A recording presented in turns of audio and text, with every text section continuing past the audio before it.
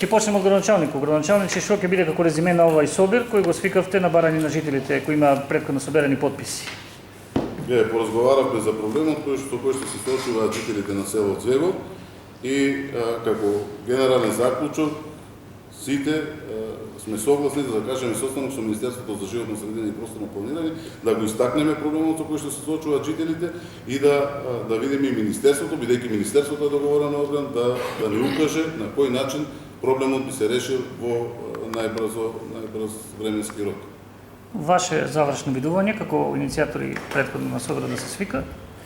Ние сме околу ги изложивме нашите барања. На некој се надеваме дека ќе во рамки на нивните можности градоначалникот и директорот и советот ќе излезат во пресед. Меѓутоа, овие се малку поспоредни проблеми ние што можеме да ги расправиме со градоначалникот и со директорот. Нашиот главен проблем е што веќе 3-4 месеци од фирмата изведувач ни е уништен постоечкиот водовод, а не се назира крајот на завршување работите на новиот. Така да се плашам дека и есен ќе дочекаме без вода, што е овие 4 месеци.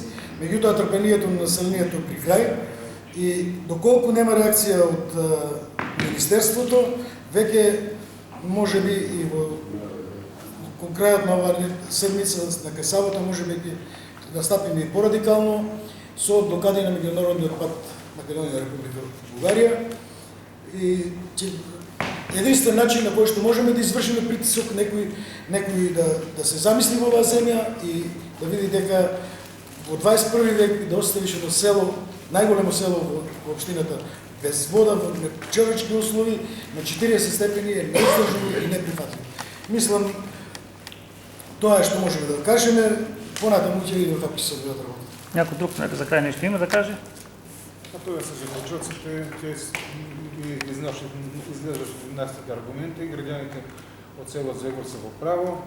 Изведувачот не ги читуваше доковите, мора да се реши проблемот, а право на нивно право е на кој начин ќе го реализираат својот конечен одговор.